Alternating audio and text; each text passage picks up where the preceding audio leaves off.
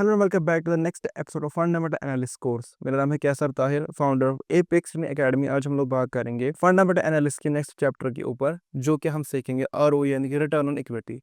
हम लोगों ने इससे पहले वाले चैप्टर के अंदर पीबी रेशियो की price to book value ratio को समझा था, और मैंने आपको बोला था कि कभी कभी जो पीबी रेशियो होता है वो ज़्यादा हो सकता है अगरचे कंपनी जो वो काफ़ी अच्छा परफॉर्म कर रही है। तो हम कैसे पता लगाए कि क्या ये एक गलत पीबी रेशियो यानी कि ज़्यादा ओवरबॉट पीबी रेशियो है, या ये इसलिए पीबी रेशियो ज़्यादा है क्योंकि वो कंपनी काफ़ी अच्छा परफॉर्म कर रही है। उसके लिए हमें पीबी रेशियो और आरओई यानी रिटर्न ऑन इक्विटी का रिलेशन समझना होगा। सबसे पहले आरओई क्या होता है? आरओई का सिंपल सा मतलब होता है रिटर्न ऑन इक्विटी, यानी कि रिटर्न कमाना, ठीक है, प्रॉफिट करना इक्विटी के ऊपर। आरओई किस तरीके से हम लोग कैलकुलेट करते हैं? आरओई को कैलकुलेट करने का सिंपल सा तरीका है कि हम जो है आरओई आरओई को कैलकुलेट करने के लिए पहले तो नेट इनकम लेते हैं। ठीक है, वो हम लोगों ने किस में सीखा था? प्रॉफिट एंड लॉस स्टेटमेंट पे सीखा था कि नेट इनकम हम कैसे देखते हैं। नेट इनकम देते हैं, उसको फिर डिवाइड करते हैं शेयर होल्डर्स इक्विटी के साथ।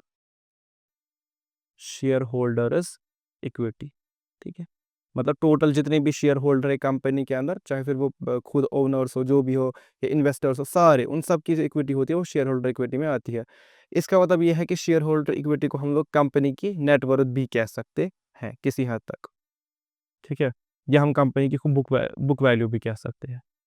ठीक है, नेटवर्थ, या हम इसको बुक वैल्यू भी कह सकते हैं। One and the same thing है। ठीक है, तो आरओई को कैलकुलेट करने के लिए हम सबसे पहले नेट इनकम लेते हैं, उसके बाद डिवाइड करते हैं उसको शेयर होल्डर्स इक्विटी में, जो कि नेटवर्थ हो या बुक वैल्यू एक ही बात है। और हाँ, यहाँ पे जो हम लोग नेट इनकम लेते हैं ना, ये हम पूरे फाइनेंशियल ईयर का लेते हैं।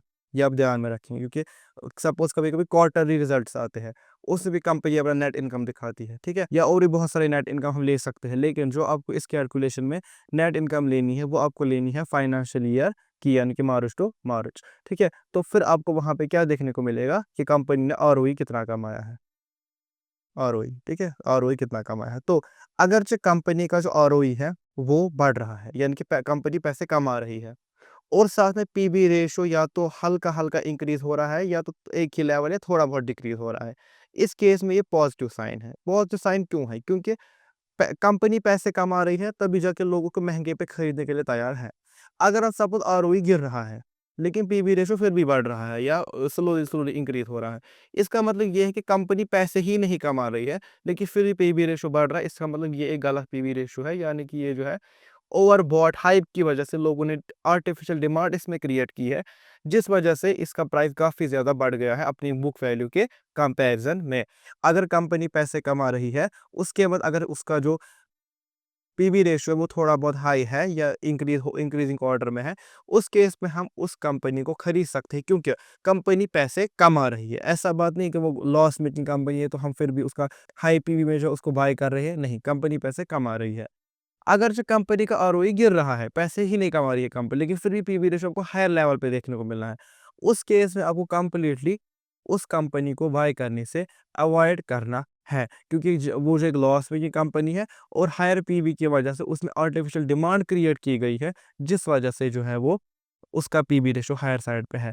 तो ये जो हमारा एक छोटा सा चैप्टर था आरओई के ऊपर।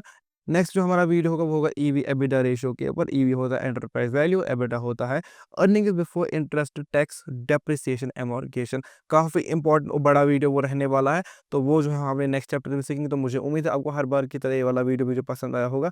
अगर पसंद आया do let me know in the comments. मैं मिलता हूँ आपसे अगली वीडियो में, तब तक के लिए